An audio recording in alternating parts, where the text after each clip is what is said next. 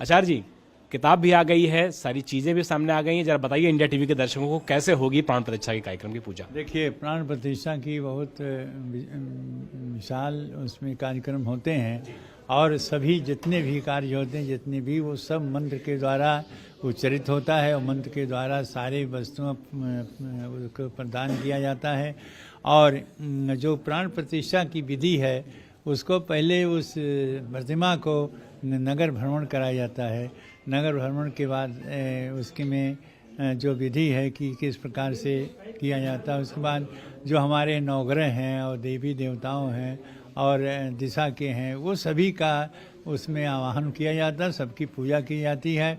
और क्योंकि किसी प्रकार के विघ्न न उपस्थित हों, विशेषकर 9 ग्रह हैं जो ब्रह्मा मुरारी त्रिपुरांतकारी भानु सुशी भूम सुरोबुधस्य गुरु से शुक्र शनि राहु केतव सर्वे ग्रह शांति करा भवंतु, तो शांति रहें, किसी प्रकार का कोई दुर्घटना न हो जाए।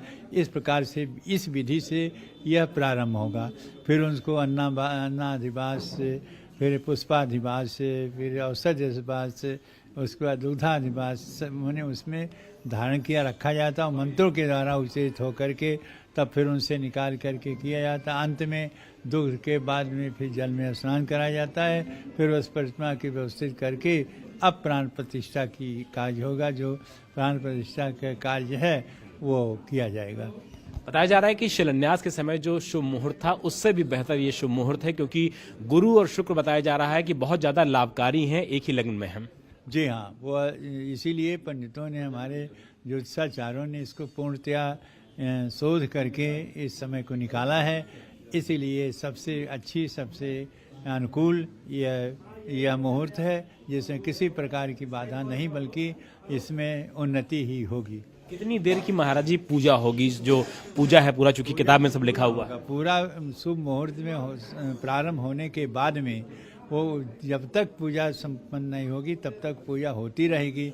ये नहीं है कि लोग कहते हैं कि 86 सेकंड का है और इस प्रकार से नहीं, जब प्रारंभ हो जाएगी वो पूजा चलती रहेगी तब तक जब तक वो पूर्ण न हो जाए। सभी दर्शक ये जानना चाहते हैं कि प्रधानमंत्री जब आएंगे रामलला की प्राण प्रतिष्ठा के दौरान, तो सबसे पहला वो क्या करेंगे? बताता है कि वो साइड में खड़े होंगे, उसके बाद जो काम करेंगे वो जरा बताएं पूजा की विधि विधान। देखिए, उनमें यह होता है कि प्राण प्रतिष्ठा की विधि में जो जजमान होते हैं उनको, जो ये प्राण प्रतिष्ठा कराने वाले पुरोहित हैं, वो उनको सारी बात बताएं कि क्या क्या करना है, क्या नहीं करना है।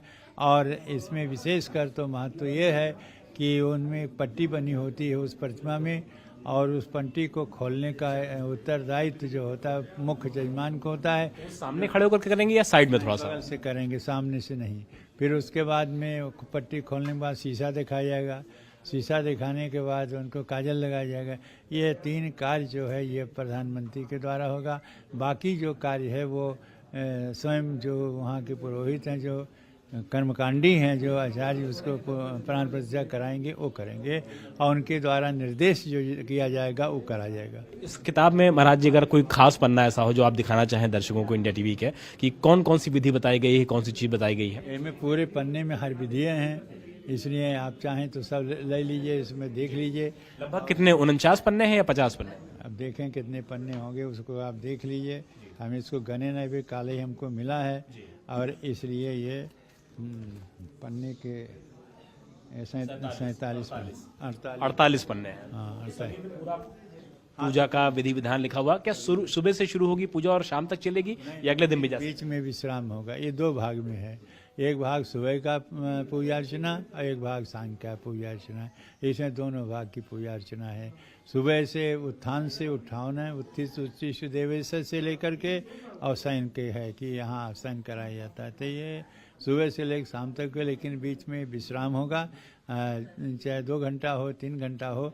बाकी ये कार्य जो है वो सुबह से शाम तक ही होगा, उतना छोड़ करके। तो ये श्री राम उपासना, ये जो ट्रस्ट की तरफ से देखी किताब आई है, इसमें पूरा पूजा की जो पद्धति है, विधि विधान है, वो सब कुछ उसमें मेंशन किया गया है। प्रधानमंत्री आएंगे, आचार्य जी के साथ पूजा अर्चना में शामिल होंगे, रामलला की प्राण प्रतिष्ठा करेंगे, और सारी जो विधि विधान है वो इस पूजा की जो किताब है श्री राम उपासना, उसमें मेंशन किया गया है। और ये ट्रस्ट की तरफ से किताब दे दी गई है आचार्य सत्येंद्र दास जी को, जो कि सालों से 3 दशक से रामलला की मुख्य पुजारी है।